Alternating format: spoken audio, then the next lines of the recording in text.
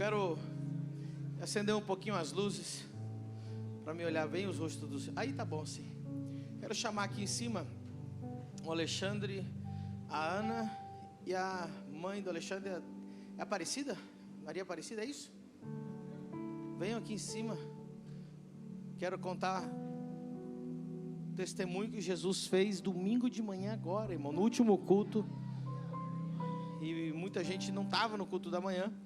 Quero que vocês ouçam e vejam o que Deus fez. Enquanto eles sobem aqui, vocês já podem ir aplaudindo a Jesus. Pode pôr um pouquinho mais de luz. Tem um microfone para eles. Aleluia. Venha aqui pertinho, de frente para a câmera aqui. Bom, filho. Alexandre, começa você. O que aconteceu domingo com a sua mãe? Shalom, família.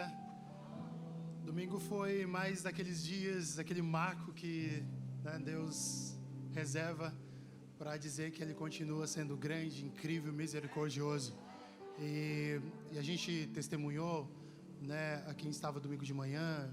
Quem estava domingo de manhã? Pouquíssima gente. Por isso que eu queria que esse testemunho fosse falado aqui. E a gente estava naquele canto ali, né, um momento de adoração muito intenso. O apóstolo desceu com muita intensidade, com intrepidez, e foi em direção à minha mãe e começou a profetizar cura sobre a vida dela, sobre toda a estrutura óssea.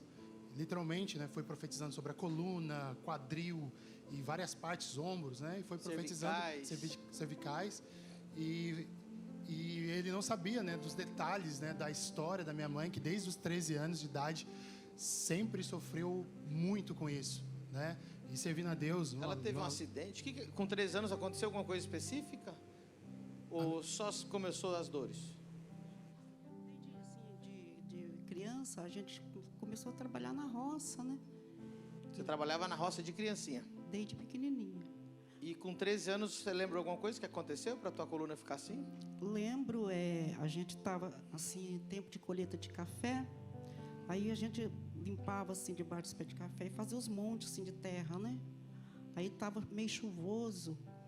Aí me lembro que quando eu peguei a enxada assim no terceiro monte que eu tinha que esparramar a terra, que eu fiz isso aqui, eu caí desmaiada.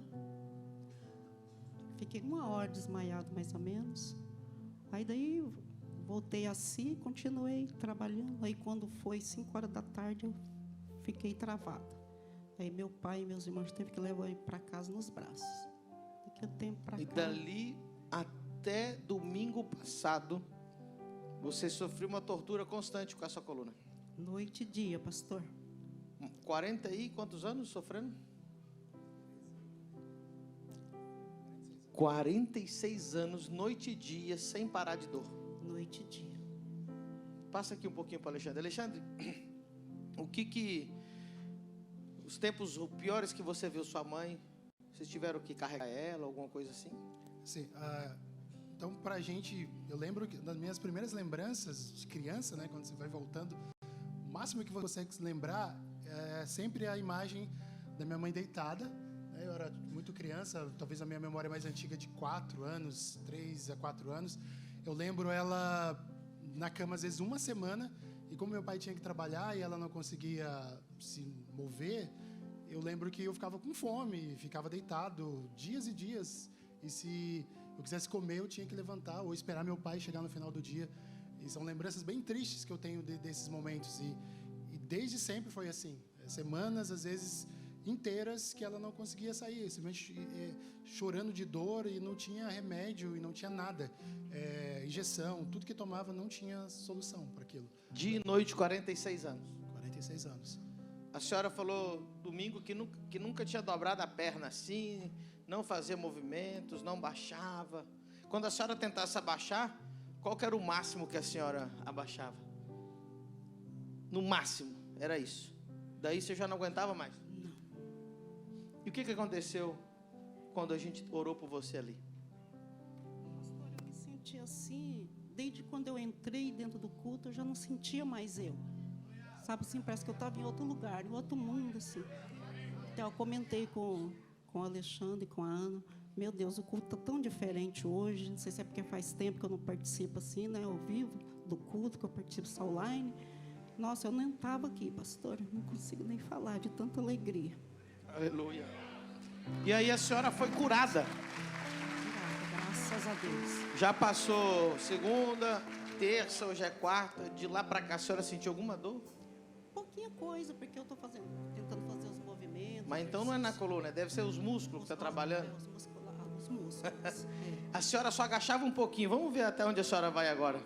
Era só assim antes. E agora? Vamos ver até onde a senhora vai agora.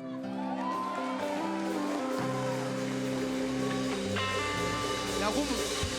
Nada, faz assim. Com a coluna, tudo perfeito. Perfeito. Sem dores. Sem dor. Você pode aplaudir o nome do Senhor? Aquilo Obrigado, que Alexandre. Pode levar. parecia Impossível. Aquilo que parecia. não ter saída. Aquilo que parecia Ser minha morte. mas Jesus mudou minha sorte. Sou um milagre, estou aqui. Aleluia. Cadê a irmã que trabalha lá no shopping? Hoje eu fui lá buscar um terno e ela me contou um testemunho. Está aqui entre nós.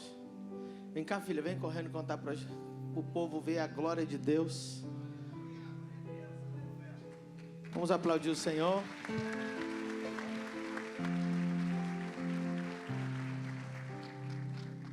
Aleluia. E mais testemunho, irmão. Vem correndo. Fui no shopping hoje, rapidinho, buscar uma roupa que eu tinha deixado lá. E aí ela veio toda feliz. Já estava saindo, falou, não vou nem sair da loja, vou ficar aqui. Estava com as coisinhas dela para ir embora e ela veio e me contou um testemunho. Então, filha, fala o seu nome, diz o que você tinha, desde quanto tempo e o que Jesus fez. Faz o que, uns 15 dias? Conta pros Shalom, irmãos. igreja. Eu me chamo Érica. Eu estou na igreja desde os 21 dias. Com 3 dias, o irmão me chamou para vir e aí Deus tem feito muita restauração na minha vida. E uma quarta-feira, uns 15 dias atrás, o pastor, Deus revelou para ele que tinha uma pessoa dentro da igreja que tinha um caroço debaixo do braço. E eu tinha 2 linfomas debaixo do meu braço. Eu sentia dor desde os meus 14 anos. Desde os 14 anos que você tinha esse linfoma. E tua família sabia? Só minha mãe. Só que assim, eu falava que não era nada para não preocupá-la. Mas ele doía constantemente? Constantemente, esse lado do meu corpo era todo inchado. Meu Deus. E o médico falou o que para você? O médico falou que era para deixar, que eu não podia fazer uma cirurgia, que ele poderia desenvolver outro, porque quando ele infarta, ele sempre vai brotando outro, e era perigoso descer para o seio.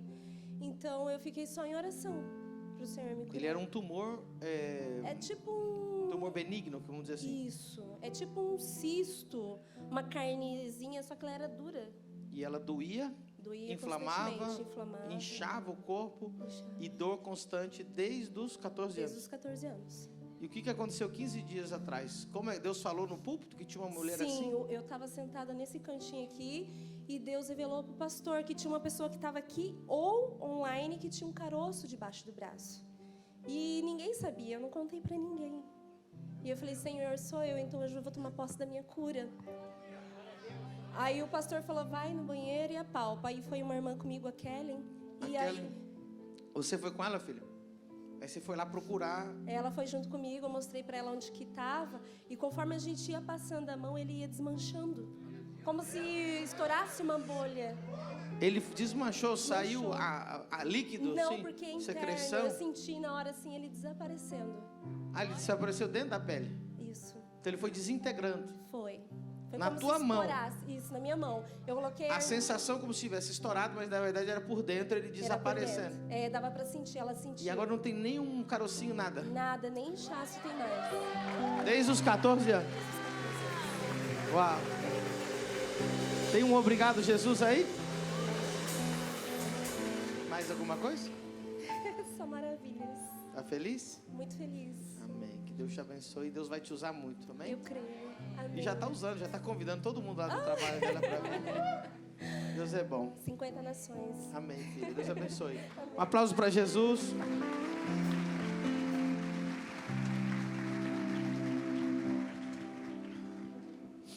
Uau. Nós temos um Cristo vivo, presente, poderoso, que ainda opera milagres, sinais, maravilhas. E Ele está aqui. Mais fácil do que você imagina dele te tocar. Se você tiver o coração aberto e você pedir lá no fundo do seu coração, Ele vai te tocar, Ele vai te abençoar, Ele vai te curar, Ele vai te dar vitória, em nome de Jesus. Eu sinto que tem pessoas que vieram essa noite praticamente como último recurso, dizendo assim: Deus, nada me deu solução para o meu problema. Mas aí alguém diz para você: vai na família do reino. E você não estava acreditando muito, mas mesmo assim você veio, porque você falou: não tem outra opção. Eu quero te dizer que você fez a escolha certa de estar aqui hoje. Deus está curando coisas incuráveis para o homem, mas para Ele até o impossível é fácil para Ele. Enquanto eu estou falando, eu vejo uma pessoa também com problema na coluna muito sério, que já tinha se acostumado a viver em sofrimento. Hoje Deus vai te dar vida plena, vai te dar essa cura em nome de Jesus. O Espírito Santo, assim como me revelou da Érica, está me revelando e mostrando uma pessoa dentre nós com um problema gravíssimo no intestino, no ventre, no estômago, um inchaço, uma dor. E hoje, nesse dia, nessa noite, antes de você ir embora, esse problema vai desaparecer para a honra e glória do Senhor Jesus. Aleluia. Feche os seus olhos, agradeça a Jesus um pouquinho aí, onde você está. Ele está falando, Ele está mostrando, Ele está fazendo nessa noite o impossível na sua vida, em nome de Jesus. Obrigado, Senhor Jesus. Tu és santo, Jesus. Nós te louvamos, nós te exaltamos, nós te glorificamos. Não há outro como tu, Senhor.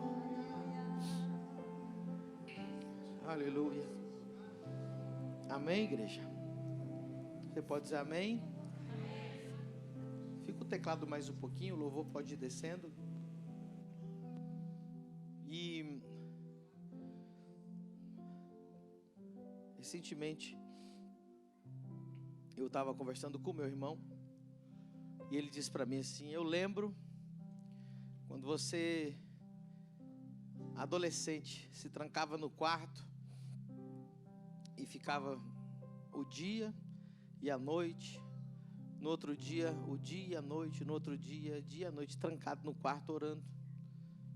E aí ele olhou para mim e falou assim: olha o que Deus está fazendo agora.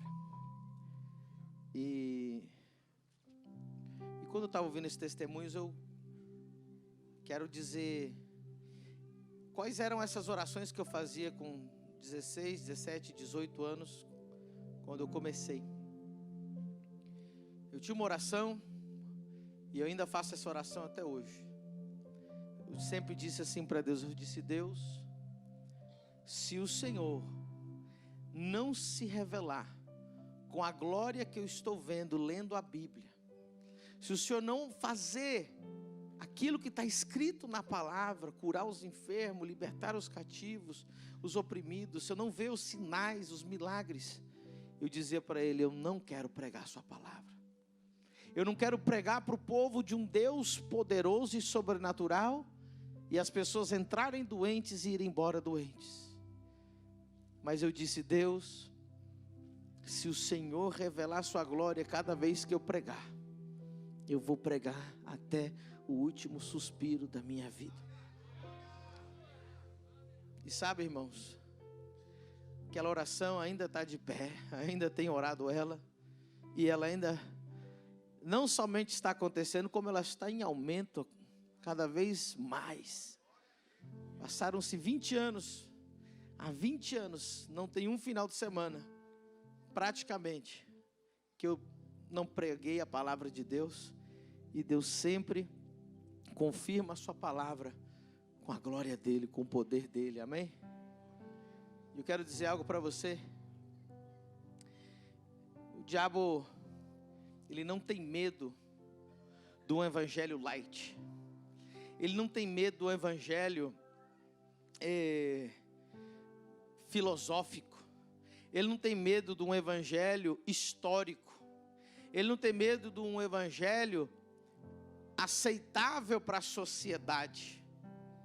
O diabo tem medo do evangelho agressivo, poderoso, porque esse evangelho que entra, ele expulsa os demônios, ele cura o cego, levanta o cadeirante, ele destrói as obras de Satanás. Tem muita gente que está indo à igreja, mas continua oprimido, continua cheio de opressão, continua com todos os problemas, porque ouviram uma palavra aguadinha. Não quero uma palavra aguadinha, eu quero uma palavra pura, verdadeira, eficaz, e o poder de Deus demonstrável. Aleluia. Vocês acham que eu sou louco agora, irmão? Eu já fui mais louco. Você é doido, pastor? Mais louco fui.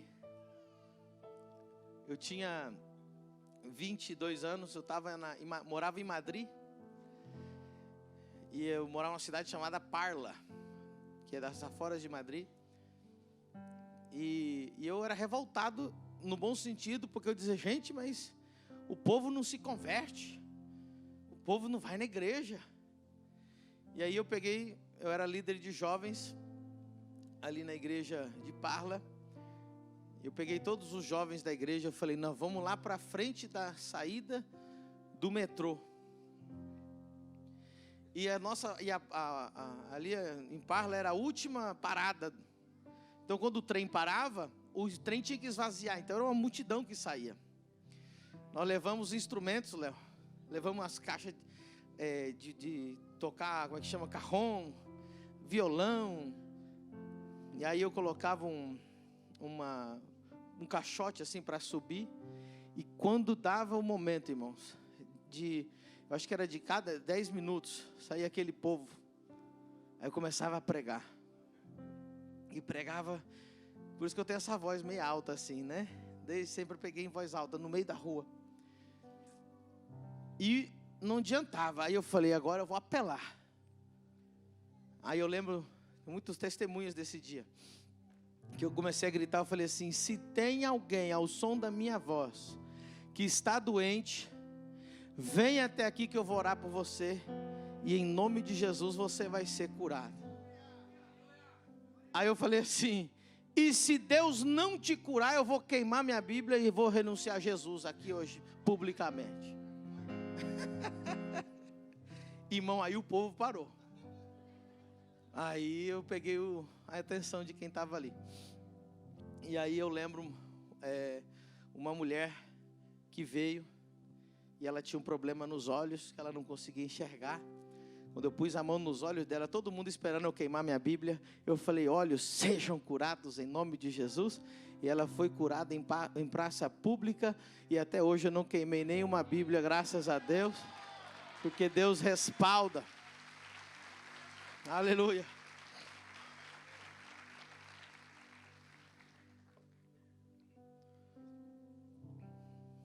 Não vai fazer isso, pelo amor de Deus. Luiz, Espírito Santo, tira da mente do Luiz agora esses pensamentos. Não, no Brasil não precisa fazer isso. Só o Luiz, semana passada, no sábado, carro de som, o carro do milagre está passando na sua rua.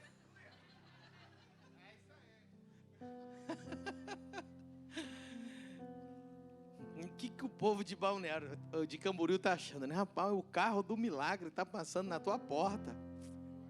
E curou mesmo. Curou mesmo, irmão.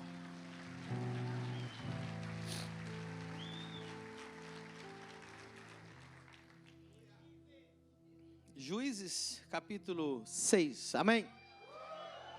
Vamos lá, Juízes capítulo 6.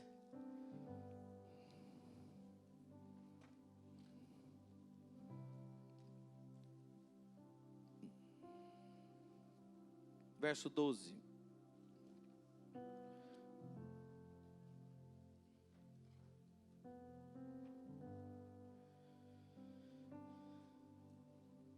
Vamos ler o 11. Então, verso 11. O anjo do Senhor veio e assentou-se debaixo do carvalho que está em Ofra, que pertencia a Joás, Abiesrita. E Gideão, seu filho, estava malhando o trigo no lagar, para o salvar dos midianitas. Então o anjo do Senhor lhe apareceu e lhe disse: o Senhor é contigo, homem valoroso. Em outra tradução, mais próxima ao hebraico, diz: poderoso guerreiro. Olha para você ver, poderoso guerreiro.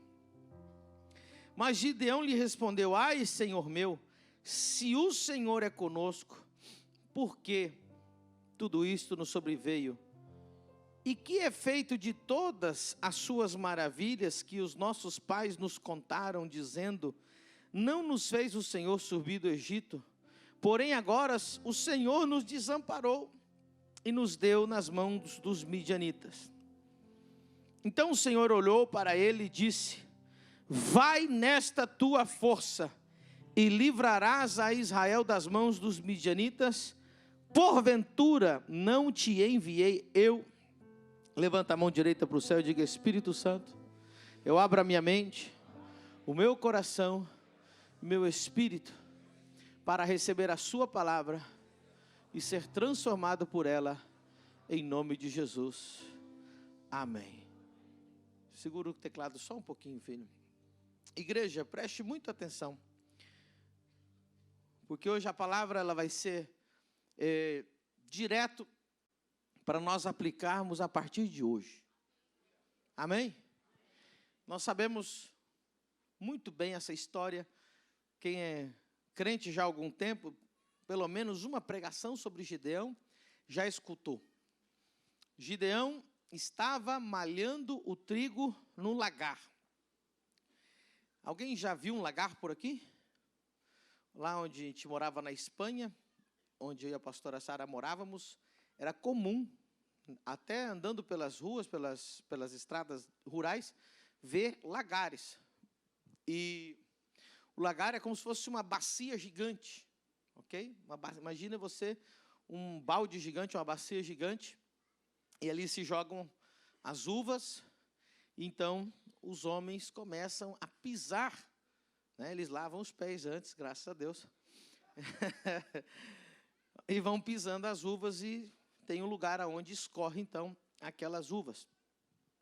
Muitos lagares, também além daquilo, tem teto, ou está dentro de um lugar mais fechado.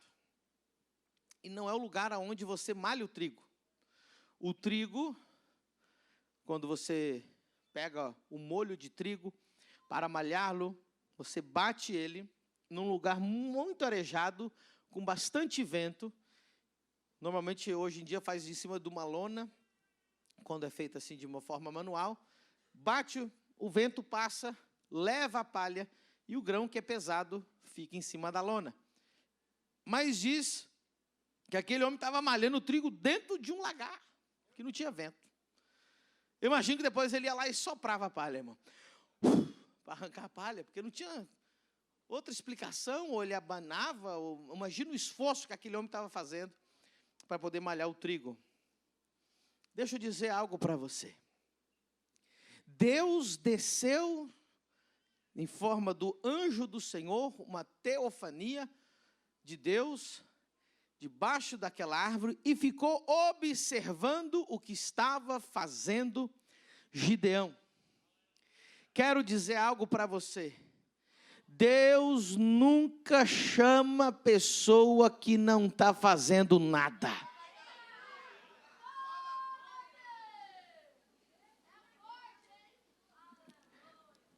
Preste atenção. Tem gente que chega para mim, apóstolo, eu não tenho o que fazer. Será que o senhor tem um emprego para mim na igreja? Você vai ser o último a ser escolhido para fazer alguma coisa. Porque Deus nunca chamou gente desocupada, gente com a mente vazia, gente que não tem o que fazer. Deus ainda ficou olhando e falou, rapaz, esse homem é esforçado, esse homem está malhando trigo dentro de um lagar. Deus gosta de gente que trabalha. Se puder ser em 2 empregos, melhor ainda, irmão. Mostra para Deus que você não tem preguiça, que você gosta de trabalhar. Porque a Bíblia diz que aquele que toma o arado do reino de Deus e olha para trás, não é digno do reino de Deus. E aí, Gideão, já comecei bem, né, irmão? Isso que o irmão do Pega a Cinta não falou ainda para pegar a cinta. Aí. A fala Deus está aí hoje, não? Você viu que melhorou. Você viu que melhorou o cântico, né? Você vendo?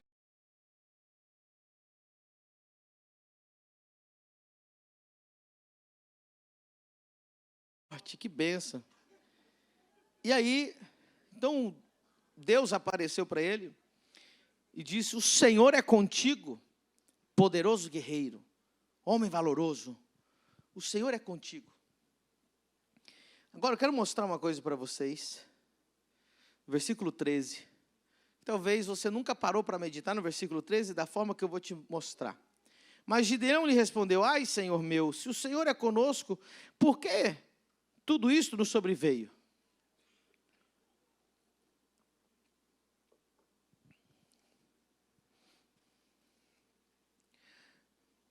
Talvez você seja alguém parecido com Gideão, que diz assim, Deus, se o Senhor é o Deus dono do ouro e da prata, por que a gente está vivendo nessa miséria? Se o Senhor é Jeová Rafá, por que a gente está vivendo nessa doença? Se o Senhor é o Deus poderoso, por que tudo isso está acontecendo? Deus, por que o Senhor não transforma essa cidade? Por que o Senhor não levanta grandes igrejas nessa cidade? Por que o Senhor não traz um avivamento para essa cidade? Por que o Senhor não faz alguma coisa? Preste atenção, era isso que Gideão estava fazendo, dizendo, Deus, por que o Senhor não faz alguma coisa? Se o Senhor é tão poderoso, aí ele ainda foi reclamando para Deus, Deus, cadê tuas promessas? O Senhor prometeu. Deus, cadê aquele Deus que os nossos pais nos contam, que tirou o povo do Egito, que abriu o mar vermelho? Tem muitos lugares que a maioria das pessoas estão assim. Cadê o Deus de Pedro, que curava o coxo lá na Porta Formosa? Cadê o Deus das Escrituras de Paulo, que ressuscitava os mortos?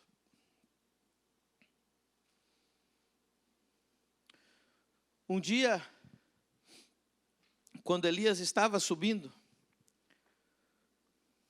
ele foi alçado ao céu, a sua capa foi deixada, então Eliseu pegou a capa. Eliseu repartiu ela em 2. E ele chegou lá no Jordão. E ele gritou assim, aonde está o Deus de Elias? E bateu nas águas do rio Jordão. E o rio Jordão se abriu, assim como tinha aberto com Elias. É muito fácil falar aonde está o Deus de Elias. Mas a pergunta nessa noite não é cadê o Deus de Elias, porque todo mundo sabe que ele é vivo e que ele é imutável e que ele é poderoso e que ele nunca deixou de ser fiel. A pergunta hoje é: aonde estão os Elias de Deus? Gideão começou a falar: Deus, por que tudo isso nos sobreveio? E que efeito das tuas maravilhas os nossos pais nos contaram? Não nos fez o Senhor subir do Egito? Porém agora o Senhor nos desamparou e nos deu nas mãos dos midianitas. Deus não deixou ele terminar de falar, e Deus interrompeu Gideão.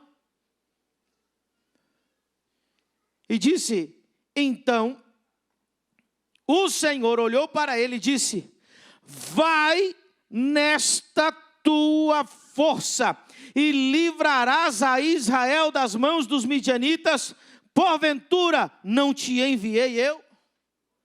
Presta atenção nesse versículo. Ele não disse eu vou, ele disse vai você. Ele não disse vai na minha força, ele disse vai na tua força. Meu Deus. Ele não disse eu livrarei a Israel, ele disse tu livrarás a Israel. Deus falou o tempo todo em segunda pessoa. Tu, tua força, tu mesmo livrarás a Israel. E por último, Deus só disse para Gideão assim: eu te enviei. Sabe o que isso me diz? Eu não sei qual é a sua indignação. Eu não sei qual é a tua reclamação. E ela não é errada. Eu não sei o que te indigna. Gideão tinha um problema. Ele falava: Deus, eu não entendo por que o Senhor nos desamparou. Por que os midianitas estão aqui nos consumindo. E nessa noite eu não sei o que está no seu coração que você fica indignado. Eu não sei se você está indignado com gente que está indo para o inferno. Eu não sei se você está indignado com criança que não tem o que comer, que tem que comer rato. Eu não sei se você está indignado que não existe homem de Deus para curar enfermo e levantar grandes igrejas. Eu não sei se você está indignado que existe tanto louvor por aí, mas poucos têm unção. Eu não sei se você está indignado que tem tanta gente doente no hospital. Eu não sei se você está indignado com a pobreza, com miséria, com escassez. Eu não sei se você está indignado com casamentos que estão destruídos. Eu não sei se você está indignado com os jovens que estão se perdendo. Eu não sei se você está indignado. Eu não sei qual é a sua indignação. Mas para de dizer para Deus fazer alguma coisa nessa noite. E eu já te digo, vai você na sua força, no poder que Deus vai te dar, e você vai fazer maravilhas para Deus.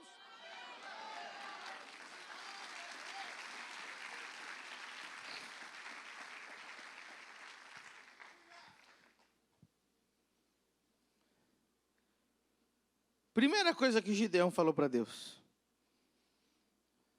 é a mesma que você acabou de falar. Eu acabei de falar para você ir, não falei? Falei para você ir? Só o Luiz que quer ir, gente. Meu Deus, eu falei para você ir ou não falei? E o que a tua mente fez? A mesma coisa que a de Gideão acabou de fazer. Não, mas eu vou mudar o mundo, eu vou transformar a pobreza, eu vou mudar os casamentos. Não, é com eu. Olha o que Gideão fez. E ele disse: ai, Senhor meu, com que livrarei Israel?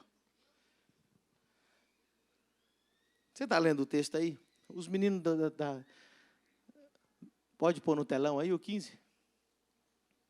Ai, Senhor meu. Ele estava todo macho, né? Mas quando eu falou agora, vai você.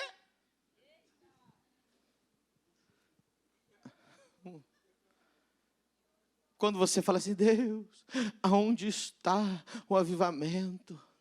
Aonde está os homens de Deus? Deus, vai você ser homem de Deus. Tem uns irmãos que chegam aqui: ai, pastor, essa igreja não tem evangelismo. Vai você!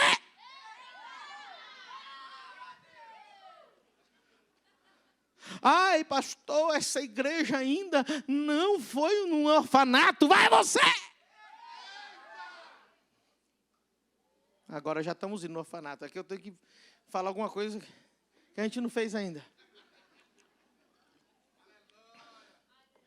Ah, essa igreja... Mas hoje foi no hospital, né? Não tem como falar que não vai no hospital. Vamos falar alguma coisa. Fala uma coisa que nós não fizemos ainda, irmão. Isso. Ai, essa igreja ainda não abriu uma igreja no Paraná. Pronto. Vai você!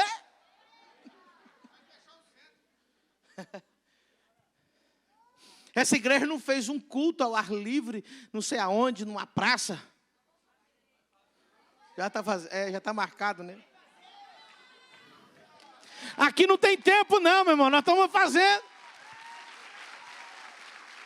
Já está marcada a data. Irmão. Ai, Senhor meu, com que livrarei a Israel? Primeira desculpa dele, eis que a minha família é a mais pobre de Manassés. Primeira coisa que Gideão disse, eu sou pobre. Quando eu falei para você ir mudar o mundo, a primeira coisa que veio na tua cabeça, eu? Meu irmão, não tem dinheiro nem para pagar a Vivo que eu estou devendo.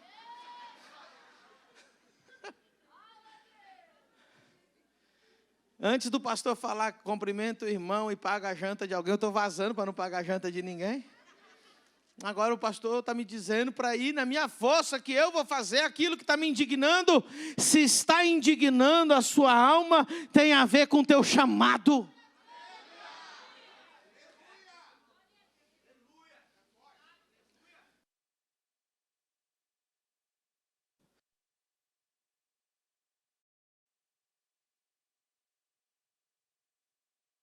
Presídio, e aí ele terminou de falar 1 hora, eu falei, vai você.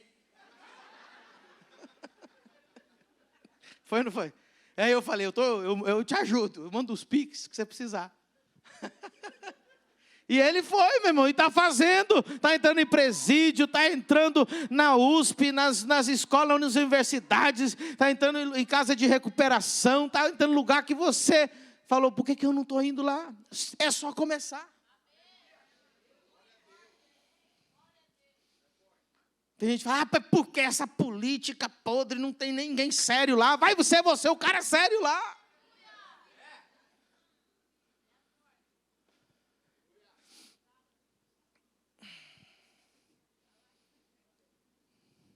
Qual que era a dinâmica da conversa entre Deus e Gideão? Gideão estava indignado com uma coisa muito grande. E ele achava que Deus tinha que resolver a parada. E Deus falou, inverteu, falou, vai você, na sua força, e você vai livrar Israel dos midianitas. Aí ele, eu não tenho dinheiro, minha família é a mais pobre de Manassés. Deus perguntou se ele tinha dinheiro.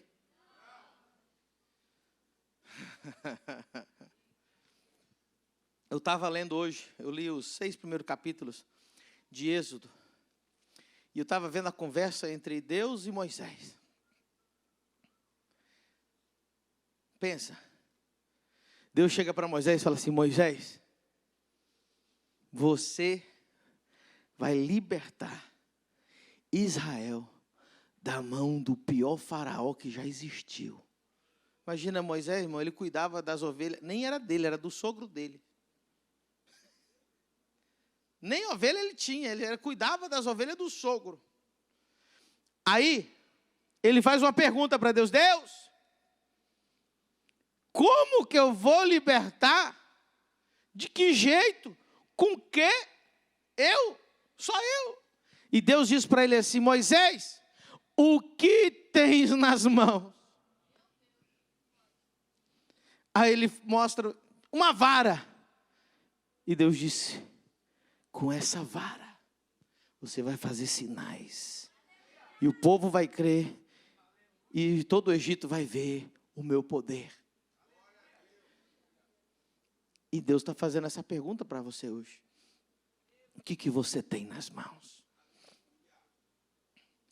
Deus trabalha com meios disponíveis. Você só tem um celular? é suficiente para fazer o que você precisa. Teve um irmão que ele estava reclamando da pobreza dele. Aqui quase não acontece isso, viu, irmão? Eu falei para ele, vai abrir a sua empresa. Aí ele diz, eu não tenho computador. Eu falei, mas tem celular? Ele falou, tem. Então eu falei, é melhor do que computador. Ah, mas ele está procurando o que ele não tem, em vez de ele procurar o que ele tem. Para de procurar o que você não tem e começa a procurar o que está nas tuas mãos.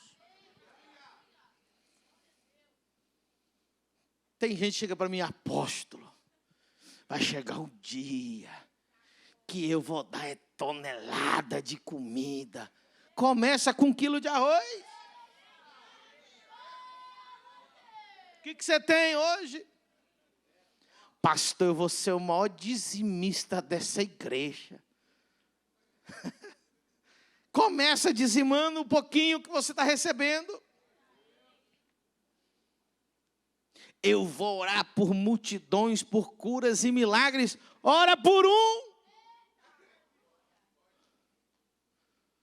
Eu vou ser multimilionário. Ganhe seus primeiros R$1.000.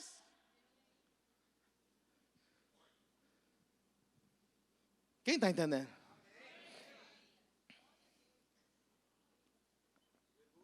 Vai, você, não é Deus que vai na sua força, e quem vai livrar Israel das mãos dos midianitas é você.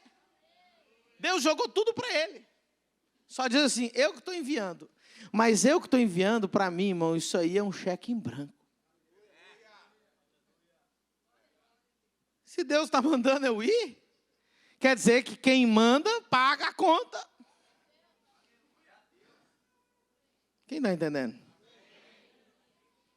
Quando Deus falou assim, começa a igreja em Balneário Camboriú, dali vai alcançar 50 nações, vai na tua força. Irmão, eu tenho feito com força, irmão. Tu acha que é pouco? Eu nunca criei tanto cabelo branco na minha vida do que nesses últimos 2 anos. Você acha que é fácil? Não, eu ponho garra, eu ponho força, eu ponho esforço, ponho tudo. Mas Deus é que enviou. E Ele vem fazendo milagres, e Ele vem provendo, e Ele vem cumprindo as promessas dEle. Eu sempre conto essa história, vou contar de novo. Mandei um rapaz uma vez comprar um bebedouro ali na Casas d'Água. Eu falei, compra, eu quero esse bebedouro, está o meu cartão, só compra. Passou 10 minutos, o irmão me liga, trabalhando para mim. Apóstolo, está muito caro. Tem um inferiorzinho aqui. É demônio. Eu mandei ele perguntar o preço. O que eu mandei ele fazer? Deus não está mandando você olhar o preço e quanto dinheiro que ele tem na sua conta. Se Deus quisesse usar os ricos para o reino de Deus, Deus só chamava rico. Mas até hoje eu só vejo Deus chamando gente quebrada. E quando Ele chama o rico, manda largar tudo para mostrar que é Ele que paga a conta.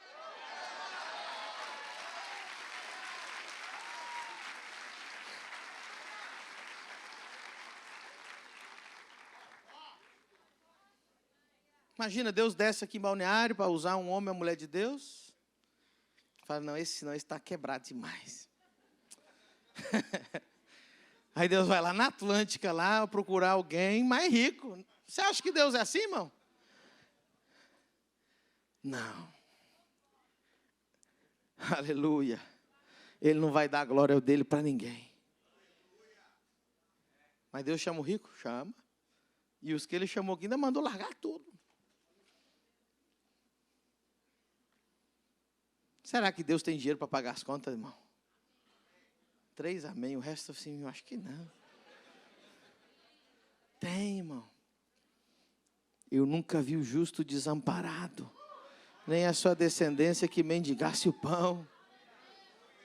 Mas você precisa hoje, irmão, aprender a ser ousado. Como diz lá no Nordeste, arretado. Cadê a Erla? Tá trabalhando lá, né? Como é que é lá na... É Paraíba que ela é? Não é arretado lá, não? É arretado. Cadê os machos? Raul! Tem um que falou Raul, é Aú, irmão.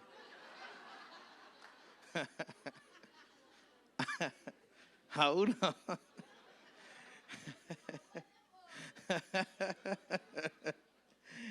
Aleluia. Deus quer que você faça alguma coisa com o que você tem. Posso falar uma coisa para você? Você está preparado? Irmão, se você não está fazendo nada para Deus com o que você tem tanto tempo livre, você fica gastando o seu tempo, é por isso que você tem até dificuldade de largar o pecado. É verdade. Você tem tanto tempo livre que você tem tempo para pensar no pecado. Irmão, quando você está trabalhando para Jesus e você tem tanta coisa para fazer que você até esquece que tem horário para pecar. Que eu estou preocupado em orar. Irmão, por isso que eu dou muito trabalho para os irmãos que trabalham aqui na igreja. Para não dar tempo deles pensar em pecar. Chega em casa, vão dormir. Mas tem gente que acorda meio-dia. O Senhor ainda não fez nada, Deus. O Senhor não abriu minha porta. O Senhor não cumpriu minha promessa.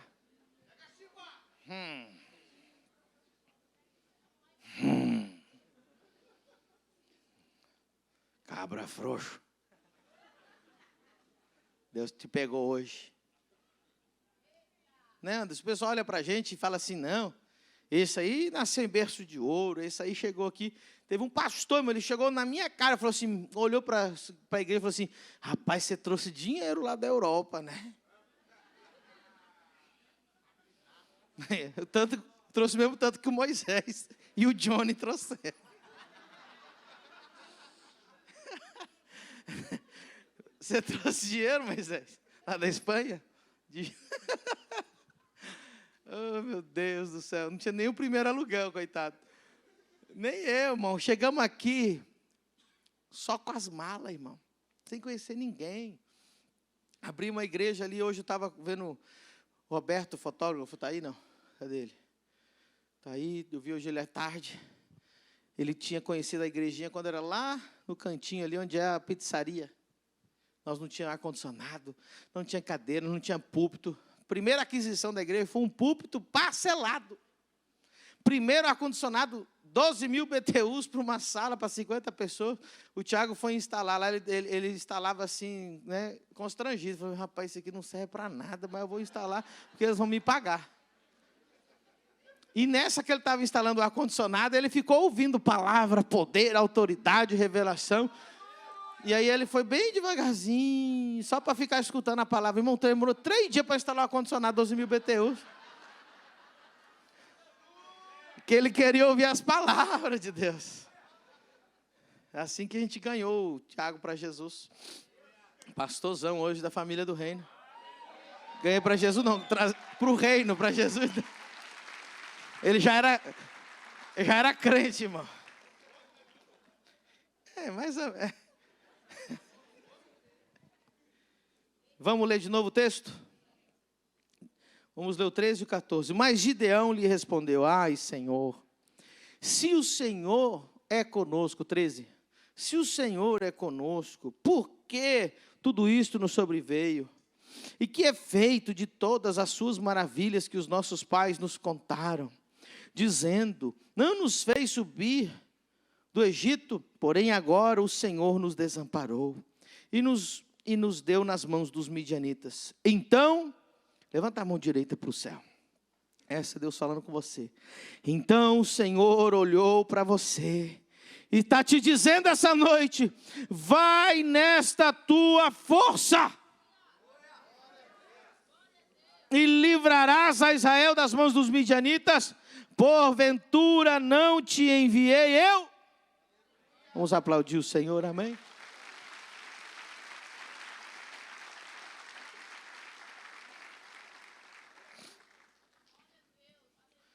Irmãos, eu tenho um orgulho e prazer de representar a ONG Atos, lá da Angola, o apóstolo Itamar e a pastora Fábio. E ele conta a história para mim. E quando ele chegou lá no Camizungo, vocês viram as imagens quando eu estive lá. Ele conta que quando ele chegou lá, ele chegou por coincidência naquele povoadozinho chamado Camizungo. Ele não tinha o objetivo de ir lá, mas ele teve que passar por lá por outra situação. E quando ele chegou lá, ele desacreditou do que ele estava vendo. Ele via crianças nuas, com as barrigas inchadas, doentes, com feridas no rosto, na boca, na cabeça, muitos morrendo, desnutridas. E ele ficou indignado com aquilo. Ele viu a água que eles bebiam, era um buraco no chão, com rato e barata morto dentro daquela água. Era a única água que tinha para eles beberem, para tomar banho e para tudo. Era uma água de buraco de chuva.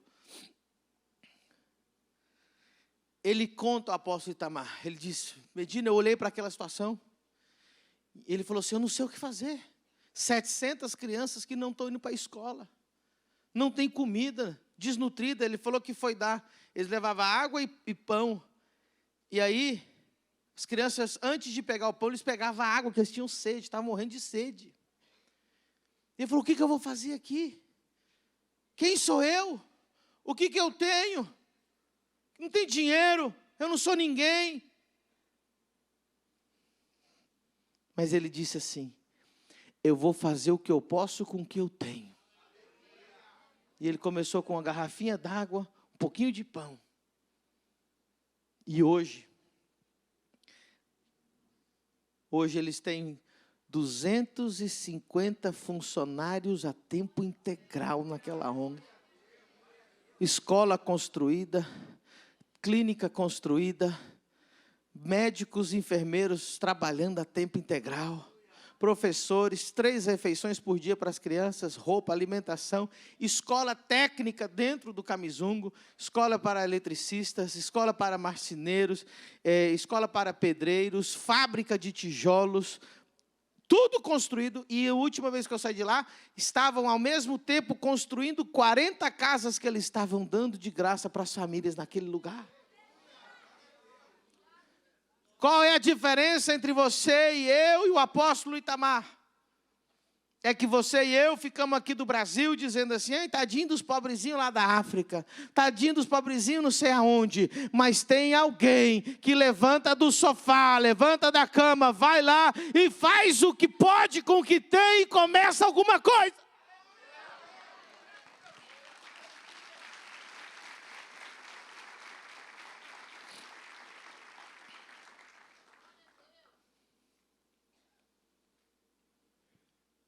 Um dia eu vi uma imagem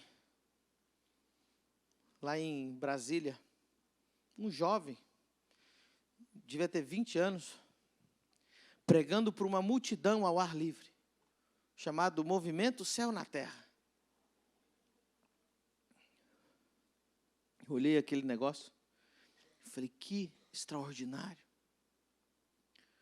Que extraordinário.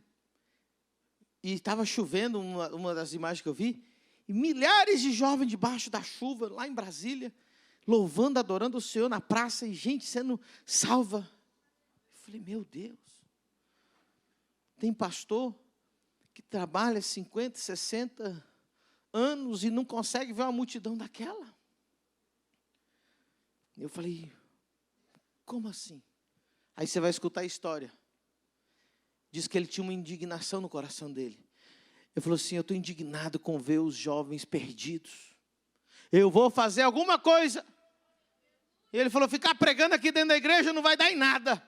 Pegou meia dúzia de irmãos, de jovens, um violão, uma caixa de som, foi para a praça. Tinha 5, tinha 10, tinha 20, tinha 30, depois 40, 50, depois 100, depois 1000, depois 2000. E lotou aquela praça. E até hoje, olha, eu estou usando o meu púlpito para falar desse movimento.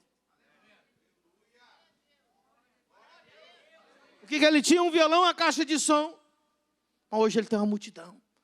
Hoje ele é convidado para pregar em todo que é lugar. Talvez você está aqui sentado e falando assim, eu não tenho nada, eu não sei nada, eu sou o mais pobre de Manassés, minha família é pobre, não tem dinheiro. E Deus hoje está dizendo assim, se você soubesse o que eu coloquei dentro de você, se você soubesse que eu te dei um cheque em branco. Aleluia. Eu não sei qual é a tua indignação. Ontem eu almocei com um irmão. E ele, no almoço, ele até parava de comer, assim. Aquele é gordinho ainda. Mas ele parava de comer, irmão. Ele falava assim, eu estou indignado, apóstolo.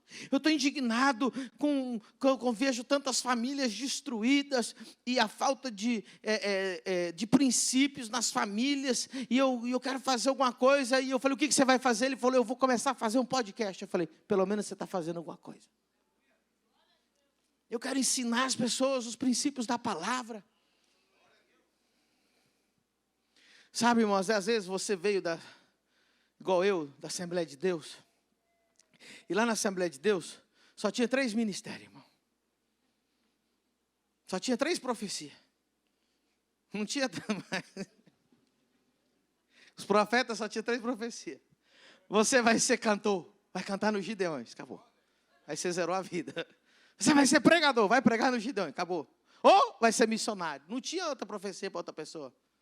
Eu sei porque eu vivi muitos anos lá. Quem já sabe do que eu estou falando? Irmão, já recebi profecia de que eu ia gravar CD. Várias profecias que eu ia gravar CD. Ai, irmão. E era CD de rock and roll a profecia ainda. Pesado. Mas eu quero dizer algo para você, irmão. Graças a Deus que a gente entendeu mais a palavra. E Deus vai usar você no mundo empresarial. Vai usar você nas redes sociais para fazer vídeo para mudar a vida de mulheres, a vida de famílias. Vai usar você no marketing digital. Vai usar você vai ser um empresário bilionário em nome de Jesus. Deus vai usar você vai ser dono de banco em nome de Jesus. Deus vai levantar aqui nessa igreja grandes políticos que vão trazer a palavra de Deus para esse país. Mas você tem que fazer alguma coisa.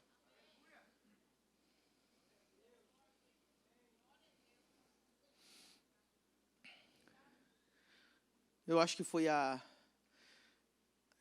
Aimee Semple McPherson ou a Kathryn Kuhlman, não sei, das duas grandes mulheres de Deus que revolucionaram o mundo, grandes evangelistas. E uma vez confrontaram uma delas, eu não lembro qual do que foi dessa história, e um grupo de homens disseram assim para ela, eu acho que foi para Kathryn Kuhlman, falou assim, Deus não pode usar você porque você é mulher. E a Bíblia, Deus não chamou uma mulher para o ministério. E ela bem humilde disse assim, é que Deus não achou nenhum homem disponível, então Ele me escolheu.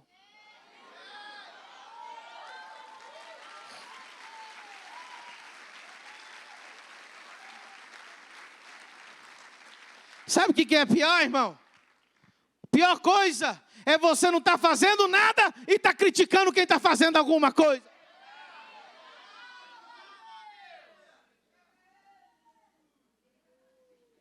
Não está fazendo nada e está reclamando de como que o outro está fazendo. Se você tem tempo para falar do que os outros estão fazendo, é que você não está fazendo nada. Quem está fazendo alguma coisa, não tem tempo para criticar ninguém. Só critica os outros quem é derrotado. Só critica os outros quem não tem nada. Só critica os outros, irmão, quem está perdido, que não tem nada para fazer.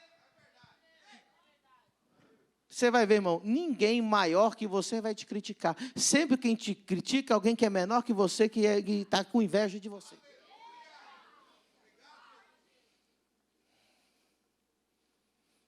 Meu Deus. Toca o teclado para a gente acalmar os ânimos aí, porque... Não. Toca aí que a gente vai falar uma palavra mais amorosa agora, senão...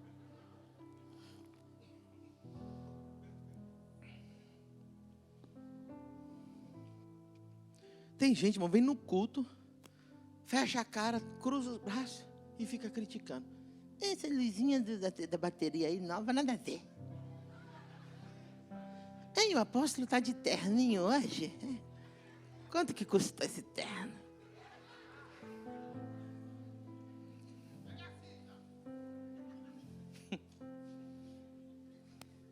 Pastor, tinha que emagrecer um pouco.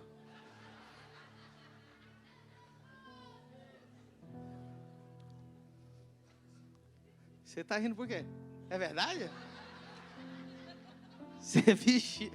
Ó que eu tô olhando para tua cara, eu tô tirando foto aqui, ó. Minha mulher pediu para Deus que eu fosse assim, irmão.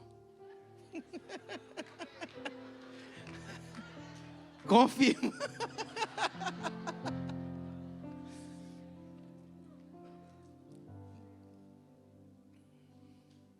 Sabe, irmão, eu estava lá na Espanha com a minha esposa, nós éramos recém-casados, e a gente começou a nossa igreja. Ela tinha uns 20, 21, eu tinha 25, 26, quando a gente começou a nossa igreja. A gente morava num apartamento de 60 metros quadrados, um quarto, e a gente começou na salinha de casa ali, era eu e ela e 5 desempregados.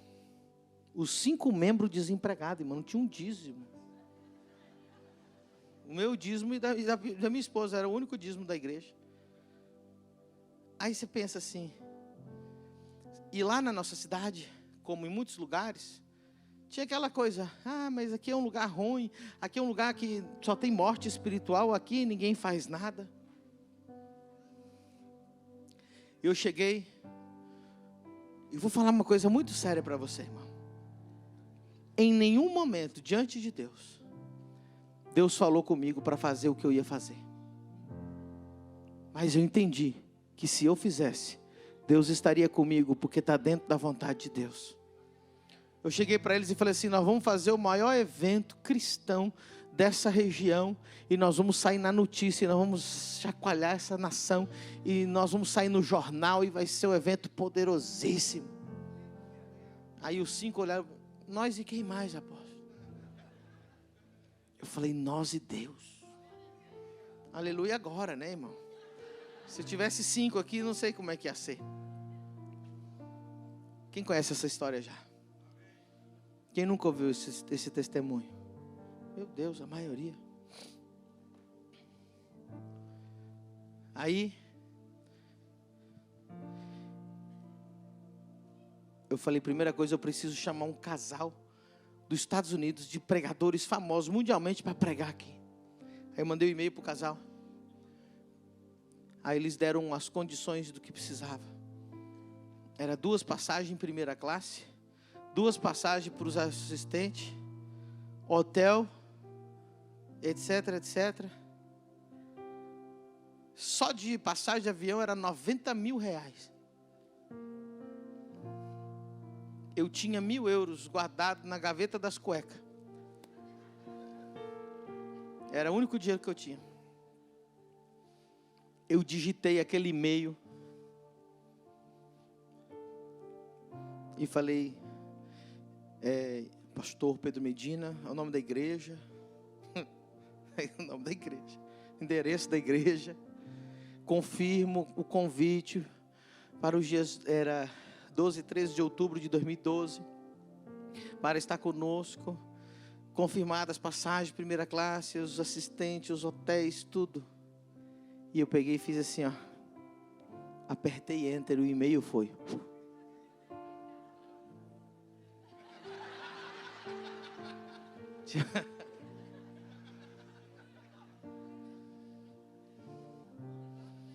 Deus estava como, irmão? Sentado no trono dele. Tranquilo. De repente veio um anjo, correndo. A maioria não ouviu o testemunho. Irmão, isso que eu estou falando não é heresia. Um anjo com um iPad, correndo. Senhor! E mostrou para Deus. Diz assim, olha só. Um menino e uma menina com 5 desempregados.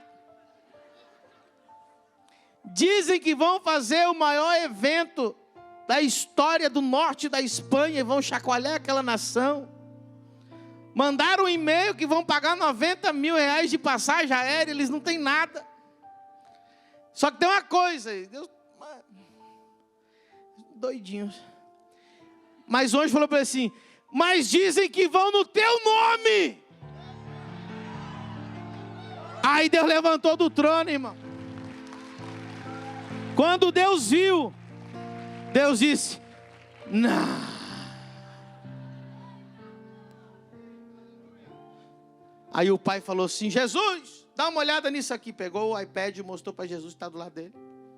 Jesus, olha isso aqui. 2 meninos com 5 desempregados sem dinheiro, já mandaram um e-mail que vão pagar 90 mil reais de passagem, que vão fazer o maior evento da história do norte da Espanha. E diz que vai no nosso nome. Quando Jesus viu aquilo, o que Jesus falou? Não. Ele sabe direitinho, irmão. Espírito Santo, dá uma olhada aqui, 2 meninos com 5 desempregados, dizem que vão fazer a maior história para nós. Vai no nosso nome. O Espírito Santo olhou e falou, não.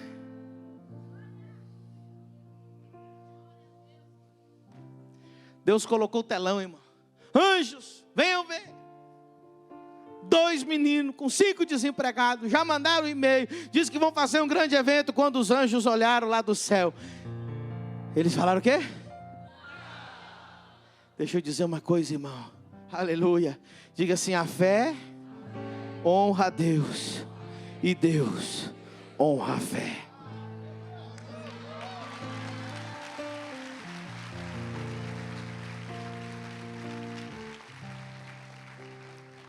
O Lucas que acha as fotos aí. Aí eu falei, agora eu preciso de um lugar para alugar. Preciso de um hotel. Aí eu comecei a procurar um lugar para alugar, para fazer o evento. Nós mandamos e-mail para tudo que é lugar, irmão. De repente, meu telefone toca. Uma senhora chamada Alejandra. Tem o WhatsApp até hoje gravado aqui. Ela disse, nunca vou esquecer, irmão. Dom Pedro. Yo.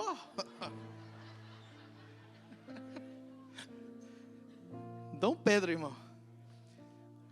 ¿Usted es el que está organizando el evento, la conferencia del norte de España? Dije, sí, soy yo.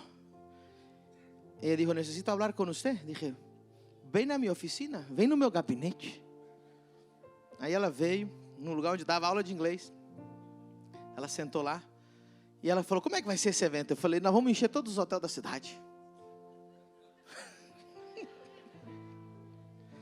Eu falei, vai ser um absurdo, isso aqui vai sair no jornal, vai ser uma loucura. Vai vir gente, eu falei, vai gente da Europa inteira, Espanha inteira, vai vir avião, vai vir de tudo. Isso aqui vai ser uma loucura, vai ser maravilhoso. Aí ela começou a fazer umas perguntas esquisitas. Ela falou assim, você precisa de um lugar para pôr água? Eu falei, preciso. Olha as perguntas dela. Ela falou assim, olha a pergunta, essa foi a melhor. Você precisa de um quarto só para guardar o casaco dos teus convidados? Eu falei, preciso. Você precisa de um lugar para expor livro? Preciso. Ela falou assim, você precisa de quantas... eles chamam de comissários, lá chama azafatas, aquelas pessoas que direcionam as pessoas nas cadeiras, que ficam nas portas. Eu falei, acho que 16 tá bom. E aí ele falou, isso é segurança, precisa, som, precisa. Aí ela falou, assina aqui. Aí eu falei, o sangue de Jesus tem poder. Assinar assim tão rápido, né? A gente nem conversou, o que está acontecendo? Ela disse assim, a prefeitura vai bancar o local do seu evento.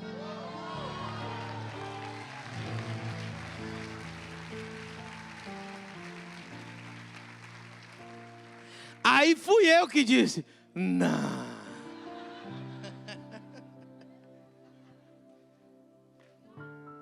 Só que ainda tinha que pagar os voos, tinha que pagar a alimentação. Eu falei, agora eu vou procurar hotel. Cadê o lugar? Tem aí? Já achou, Lucas? Baixa as luzes aí. Vou mostrar o lugar Quem que estava comigo era o Leones, que viu o jornal? Cadê o Leones? Está por aí hoje? Não. A gente voltou da Espanha agora, eu achei o jornal onde apareceu o evento, ele viu lá. A notícia no jornal está ali na minha sala. Abaixa as luzes aí, coloca, para vocês verem o local simples que a irmã, eu já vou chamar ela de irmã Alejandra, que o governo cedeu para a gente fazer o nosso evento, sem ter que pagar nada. Quantos minutos você precisa? 1 minute? All right. Let's do this.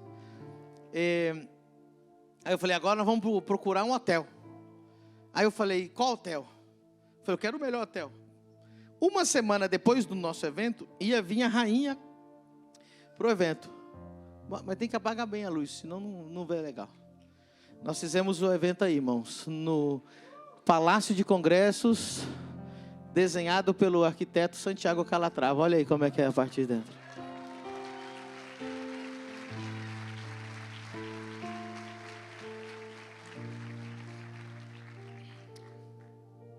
Glória a Deus.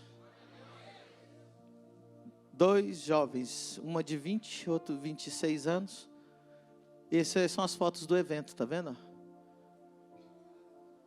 Aquele lá em cima, lá, de paletó, sou eu. As fotos foram tiradas, muito antigas.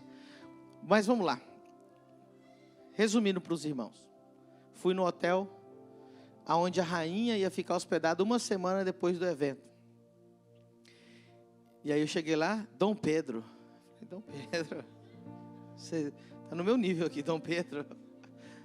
Falei, aonde que a rainha vai ficar hospedada? Aí o senhor olhou para mim e falou, vou mostrar. Aí me levou até onde a rainha fica hospedada. Eu falei, esse é o quarto que eu quero, para hospedar os meus convidados. Na suíte real.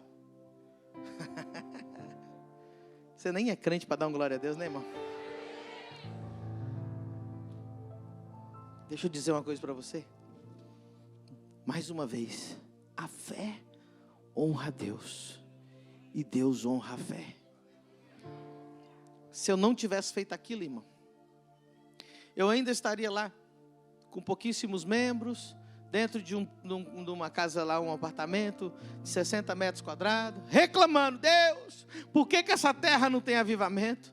Por que o Senhor, aí esse é o hotel La Reconquista, por que o Senhor não fez nada? Cadê o Deus de Israel? Mas nós não estamos aqui hoje para dizer cadê o Deus de Israel. Deus está dizendo para nós hoje aqui, aonde está os Elias de Deus? Aonde estão os Eliseus de Deus? Aonde estão os Gideões de Deus? Aonde estão os que vão fazer o ID? Quem vai crer em mim?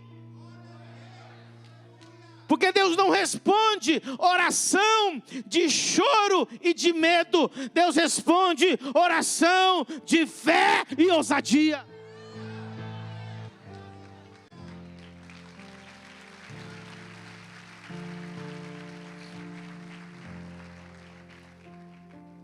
Está na hora da gente fazer o ID. Isso aqui não vai encher sozinho, irmão. Nós temos que fazer. Nós temos que ir. Nós temos que sair. Temos que parar. Orar menos para Deus trazer as almas. Ore só um pouquinho. E sair mais para trazer as almas. Eu não entendo, irmão. Tem gente que ora e jejua. Deus me usa em curas. Deus em milagres. E até fica tremendo a mãozinha assim. Aí ele entra no quarto, me usa, me usa, me usa. Aí ele termina de orar e vai cozinhar. Você vai ressuscitar o frango por acaso, irmão?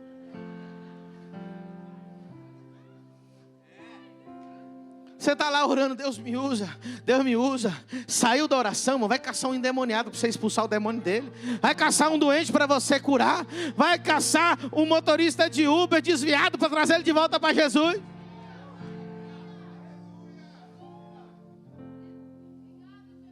Você fica orando para Deus te usar e depois não faz nada.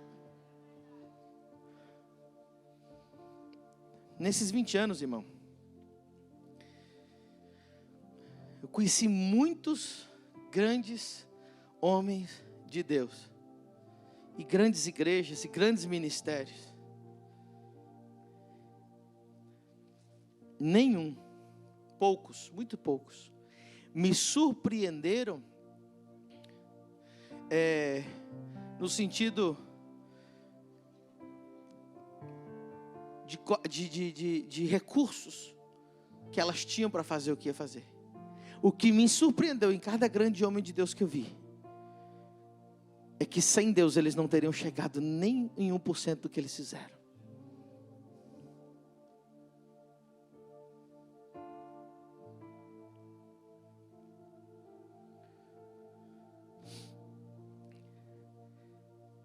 Talvez você está tão mergulhado no Instagram, assistindo vídeos de pessoas que estão fazendo treinamento para você se tornar mais exitoso, mais bem sucedido.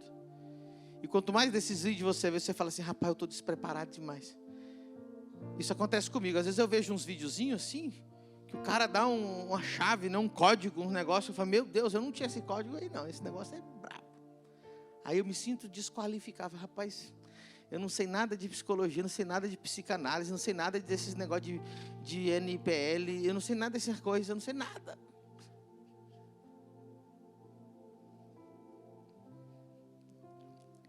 Deus não está mandando você ter essas coisas para fazer.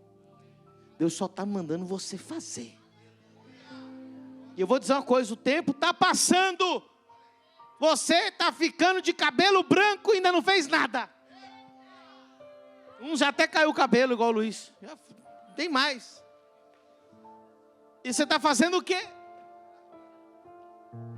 Um dia eu vou ser missionário. Tu já está com 50 anos, meu irmão. Um dia eu vou pregar. Você tinha que estar aqui. Apóstolo, pelo amor de Deus, deixa eu ir lá para o Maranhão fazer alguma coisa. Apóstolo, pelo amor de Deus, eu vou dividir em 58 vezes a parcelado para mim, para a África, mas eu vou fazer alguma coisa naquele lugar. Apóstolo, pelo amor de Deus, me dá uma caixa de folheto aí que você vai ver que eu vou fazer um arregaço no meio dessa rua.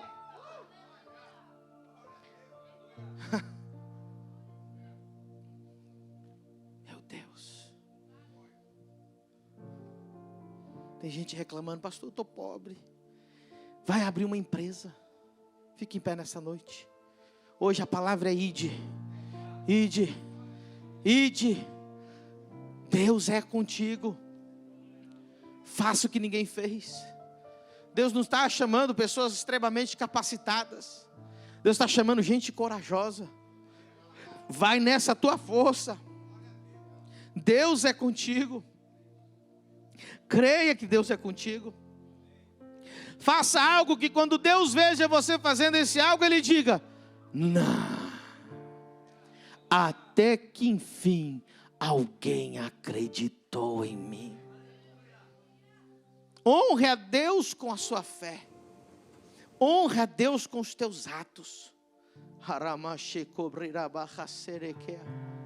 Para de reclamar do que você não tem. Para de reclamar de que ninguém te ajuda. Para de reclamar que você veio de uma família pobre, de uma família que não tem nada. Para de reclamar que você não tem pai, que você não tem mãe. Para de reclamar. Você tem o que nas mãos? É com o que você tem que Deus vai fazer o sobrenatural na sua vida. Deus usa meios disponíveis. O que está disponível? Se você tem 10 reais, é com 10 reais que Deus vai começar. Se você tem um carro, é com um carro que Ele vai começar. Se você tem um computador, é com esse computador que Ele vai começar. Se é com um passaporte, é com um passaporte que Ele vai começar. Se é com uma conta no Mercado Livre, é com uma conta no Mercado Livre que Ele vai começar. Eu não sei o que você tem. Alguma coisa você tem. E Deus vai usar isso. Aleluia. Vamos louvar o Senhor nessa noite. Feche os seus olhos e diga para Deus: Deus, eu não vou mais dizer onde o Senhor está. Diga para Deus: Deus, eu já estou aqui, eu estou pronto, eu vou fazer a diferença, eu vou sair, eu vou começar a empresa que eu sempre falei que ia começar, eu vou começar o ministério que eu sempre disse que ia começar, eu vou começar a escrever o livro que eu sempre disse que ia começar a escrever. Aleluia. Eu vou começar a orar pelos enfermos, eu vou começar a evangelizar, eu vou começar a cuidar de um, eu vou começar a fazer alguma coisa. Aleluia. Aleluia. Tem um pastor, o nome dele é Miguel Dias. Ele é espanhol. Ele tinha uma indignação. A indignação dele era ver pessoas drogadas na rua. Sabe o que ele fez? Ele era médico, pastor Adriano. Ele tinha uma mansão. Ele falou: para que eu quero essa mansão? Ele pegou os drogados da rua e botou dentro da casa dele. Começou a tratar. Ele fez o que tinha com o que tinha. Eu vou ter uma casa grande, pronto, tem quarto aqui à vontade. Vou pegar os drogados, vou mudar a vida deles, vou falar de Jesus para ele. Ele instituiu o centro de reabilitação chamado Remar. Depois você pode conferir aí. Hoje eles estão em mais de 60 países no mundo. Eles têm frotas de navios que carregam os contêineres deles ao redor do mundo.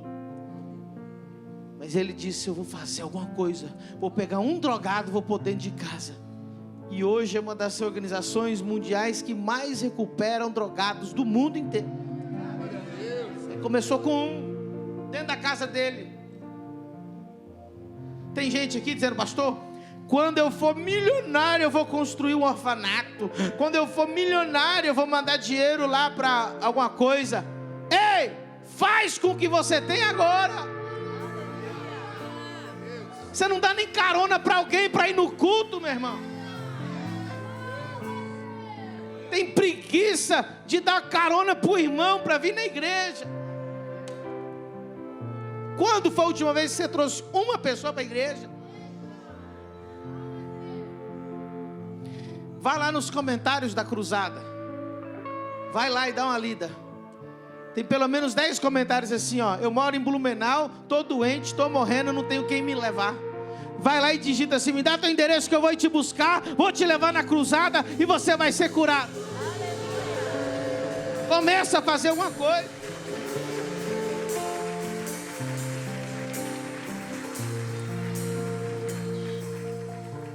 E abriu mão de sua glória, sangrou no madeiro por mim, me conectou, Salvou, curou.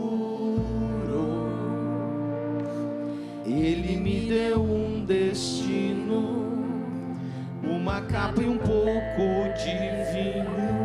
Ele me deu unção